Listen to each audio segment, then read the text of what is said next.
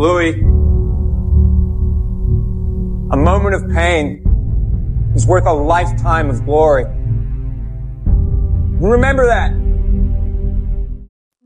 Yeah, people only root for those who don't need to be rooted for. You got a choice. You got talent.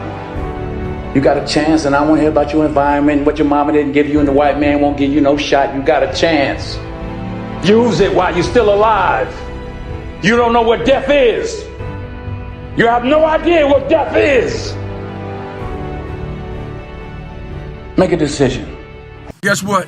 No one gives a fuck. You gotta get the motherfucker in. Sometimes life can really hijack your fucking mind.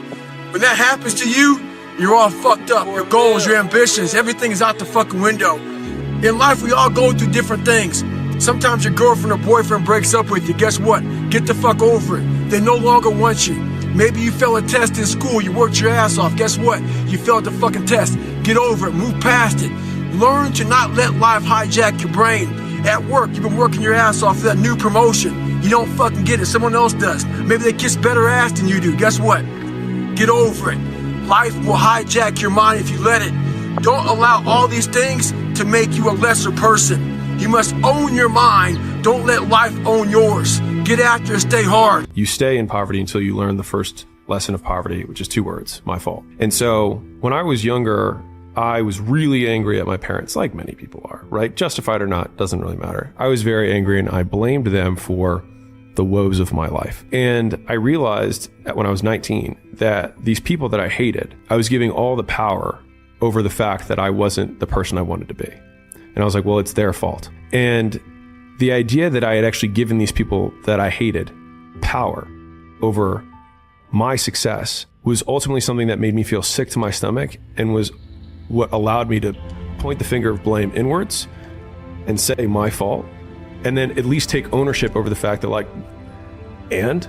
sure, maybe your dad didn't hug you enough, or maybe your mom wasn't present, or whatever it is, right? It's like, and like, I said this the other day, and it'll probably piss off a lot of your audience, so, you know, we can put our soft earphones on.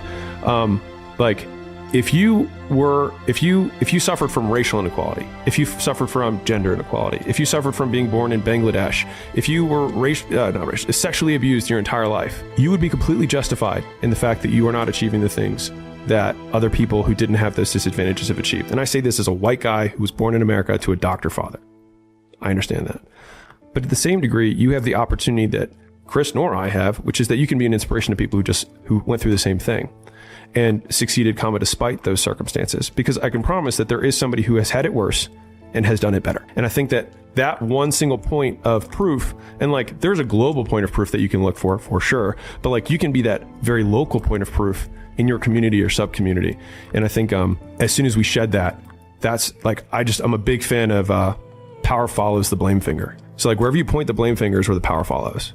And so it's like, if you point it at the government has the power. If you point it at your spouse and say like, it's their fault that I'm not in shape, it's their fault, they never let me do anything, it's like, well, you're giving them all the power. And so it's like, until you're like, it's my fault, it also becomes my responsibility. What if it's not your fault? It doesn't matter. And like, I can't run marathons because I lost my leg at birth. And either you can just never try, or you put the metal thing on and you do it anyways. And how it looks very ugly. There's no fucking passion. There's no fucking motivation. There's no, oh my God, man, it's every day of your life just doing. No passion, no discipline, no motivation. All these words, I hate that so many people fucking use these words now because it's watered. It's someone sitting in a room by themselves and they figure themselves out and say, God, this is gonna fucking suck. Where's passion when you're 300 pounds? Where's the motivation when you can't read and write? Where is it? So how did this happen? I just fucking did. I just did. I said, maybe at the end of this journey, there'll be something there for me. If not, I can read. If not, I'm 185 fucking pounds. There's no magic potion. There's no, let me wake up and look at some shit. No, all those words are overused. They're bullshit. It's all bullshit. Just do. I think a hopeful message that anyone can think about who's in that hard period or in that start period is that it won't get harder. Like, this is the hardest part. And so if you can just make it through this, everything else is downhill. It's not that the things that the dragons are going to slay aren't going to get bigger. They are. But you become so much more equipped to slay them back. And you have so many more allies. You have people in the stands cheering for you. You have the audience. You have all of these other things that are behind you. But at the beginning, it's just you with a stick against a bear. And arguably, that fight is a harder fight to win than beating a dragon when you have a nuclear bomb and 6 nations behind you. And so it's not even like the size of the hardship, it's just also the resources and how few of them you have, and how so much of the beginning is literally burning the one thing you have, which is time. Because you have no leverage. You don't have the money to pay other people to help you. You don't have the resources to go like get someone no one can learn it for you. It's like there's a lot of the things that we care about a lot. Like, no one can work out for you. It doesn't matter how much money you have. No one can learn skills for you. And so in the early days, like, it feels so painful because you're like, you look around to see who can help you, and then you're like, fuck, it's me again. Most people's definition of work is a negative one, which is why they abhor it, which is also why they misunderstand so many people who quote, I'll say quote here, are successful or ahead of them or whatever, is that both people, one person says the word work and the other person hears the word pain. And so the first step to like becoming more successful is understanding the language that the people who are successful are using. They're actually defining the word differently. And so whatever that thing is that you actually enjoy doing, where you lose track of time when you're in it, even if it's challenging, but usually it is challenging, right? Like, it's not easy because then it's boring, right? Which is also why the uncertainty thing is so key, right? To not knowing if it's gonna work or not. You are gonna work though, either way. Is that the people who are, quote, addicted to work make it easy to be addicted to work because they do things worth doing. And I think a lot of it is coming down to making sure that you take the few precious seconds that we have to do the few things that are worth doing for the rest of your life. This is yours. Not everything you want, everything you already have, because what you have is substantial. You just haven't gone over the list and taken inventory in a long time. But the fact that you can walk, that's a blessing. The fact that you woke up, that's another blessing. When you're on your way up, everyone roots for you because you remind them of their dreams. When you're at the top, everyone tears you down because you remind them that they gave up on them. And you have one, which is, for anyone who needs a reminder, no one is going to hate on you for doing worse than them. I have never met anybody who became incredibly successful in any area of their life until they had suffered and sweated and sacrificed and kept their focus and fought through tears and trials and tests. And if you have a dream and you commit to it, it will come to pass. Who am I? So going through I did it alone. There was no fucking trophy on the fucking wall, on the mantle. That trophy's in my fucking brain.